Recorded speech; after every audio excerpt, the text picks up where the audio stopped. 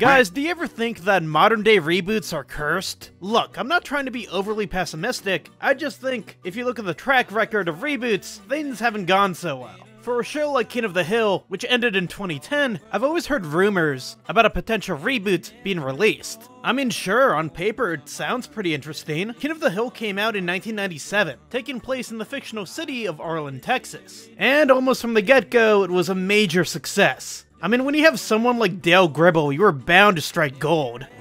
Pocket sand. The show became a cultural mammoth for 13 years, all the way until its cancellation, which coincided with the announcement of Seth MacFarlane's The Cleveland Show, which was taking over King of the Hill's time slot. If you think about it this way, it's kind of hilarious that a legacy American cultural character, such as Hank Hill, was replaced by Cleveland Brown, only for that spin-off to be cancelled years later because, well, it sucked. Cut to May 14th, 2025. I woke up and saw the first poster for the new King of the Hill premiering this summer. And, well, to say I'm a little anxious about the show is an understatement. I, like most of you, didn't really watch King of the Hill during its heyday. I mostly rewatched the reruns that they would show on Adult Swim, which was peak every single time, especially when they would make these special ads for the show. You know the ones. Tonight's King of the Hill episode is brought to you by Get In, Get Out. When you need snacks real fast, but don't need them to be real good. I got so into King of the Hill that after I was done watching every single episode on Adult Swim, I would go online to try to find even more clips. Like, for example, who here remembers the 2000s PSA by the Will Rogers Institute, which showed King of the Hill, the movie, which wasn't actually real, but it was still a goated clip. We saved the world from aliens, but Bobby is still 50 feet tall and Dale is still invisible. It's true. Unironically, if they actually made a King of the Hill movie, I do think it would do very well. In my opinion, I do think King of the Hill had its time, and I do indeed think it is also timeless. For example, I often think about the 2000 election episode, and where George W. Bush shakes Hank Hill's hand, and this happens. What's wrong, Hank? Oh my God. His handshake. It's limp. To this day, I always think of this clip whenever I meet someone and give a handshake. You do not want to give the limp handshake. I mean, more King of the Hill seems neat, but when I first saw this poster and saw Boomhauer with like an iPad, a drone carrying the Alamo beer, Dale Gribble with a VR headset, I don't know, I became a little alarmed. And I have good reason for this. Exhibit A, Clone High. Clone High released in the year 2002, and was a parody of the after-school specials that plagued TV airwaves for years. Okay, so the show was freaking epic, but when it came back, it wasn't so epic. Fan reaction was volatile. Clone High tried to do this thing that a lot of reboots try to do, was, what if we take our characters and put them in the modern era? What if we give them an iPad? What if we give them a VR headset? What if they get cancelled?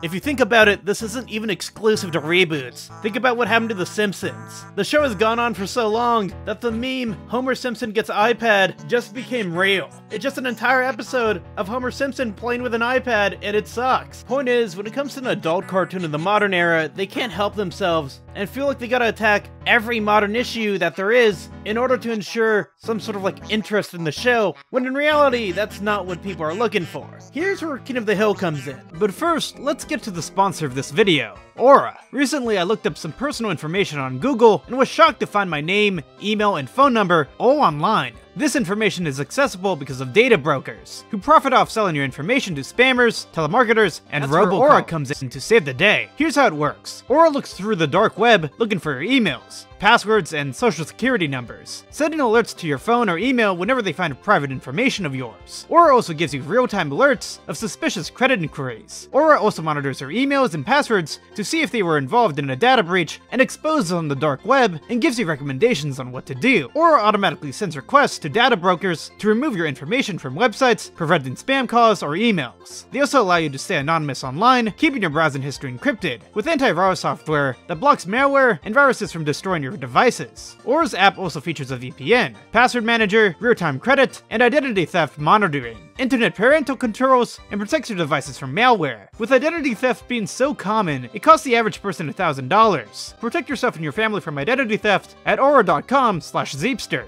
And if you sign up right now, Aurora will give you a 2-week free trial to see for yourself how Aurora keeps you and so many others safe. Thanks to Aurora for sponsoring this video. I believe it isn't entirely inherently bad if they want to handle modern issues. I mean, they've aged up the characters, and according to the leaks, someone like Bobby Hill, who we knew as that little kid, is now an adult who's a chef. King of the Hill wasn't also afraid to handle political issues of the era, all while exploring Hank's conservatism and living in Arlen, Texas. It doesn't matter if they're from Canada, Laos, or God forbid, California.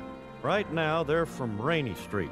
It's our patriotic duty to show them what good neighbors are all about. That's something amazing about King of the Hill. It's never really been shy to tackle politics. All the while, people from both political aisles tend to still love the show, as King of the Hill is able to walk a fine line when it comes to political morals. For my own prediction, I expect the show will have mostly the same tone, but it'll like sort of riff on modern technology and how its presence is felt in Arlen, Texas. I mean, King of the Hill always discussed things that were relevant at its time. It's gonna be very bizarre in the modern era once again when it comes to King of the Hill and its politics, because, well, as you may have realized, we've gotten way more polarized in the recent years. So I think King of the Hill has even more of a tighter line to walk, especially in conservative Texas. For those who are also worried, we gotta think about Mike Judge's track record. I wasn't a huge Beavis and Butthead guy, but I did watch a good amount of episodes, and from what I can tell, when it comes to the reboot, it remained pretty consistent. Sure, the animation changed, but apparently the writing was still there.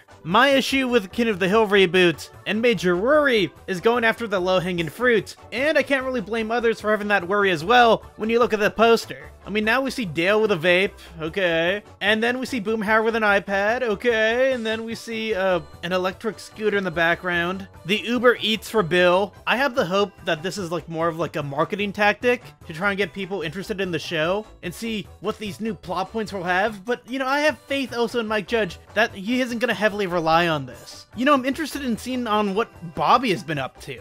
I could only imagine the new plot points that are going on there. If you look at the leaks as well, apparently Khan is divorced, so that could be pretty interesting. Why did that happen? For me, my interest isn't on the new technology. My interest is in what's going on with these characters now. What are their new issues? And for me, that's always been important for me when it comes to a reboot. In essence, it's about this for me. Why does this story have to be told? Is there a point to all of this? Also guys, as a little side point, can we talk about the Amazon drones? They aren't even that popular. Why is it like every single reboot? Like if you look at like the Rugrats reboot, we're dealing with yet another like a fucking drone flying around. What is it with like reboots and their love for the Amazon drone? Why do cartoon revivals love them so much? Okay, I'm excited to see Dale Gribble again, but unfortunately, the actor for Dale, Johnny Hardwick, passed away a couple years back, so I'm also curious how they handle this issue as well. I've heard rumors that apparently Johnny Hardwick was able to voice act for at least half the episodes in this season of the show, but after he passed away, they were forced to use maybe AI, which doesn't seem right to me. That doesn't seem like something that would fly or sit well with most of the cast, or especially the creator of the show, Mike Judge. It just doesn't seem like something he would allow. Something that I'd also like to mention is that Bill hasn't really aged at all. Sure, he may look a little fatter, but like, he still looks pretty good, because apparently like, it's been 9 years since the ending of the previous series, so let's see what's going on here. What do you guys think? Do you think the reboot's gonna be good or bad? Subscribe, like this video, I'm Zeep, okay bye.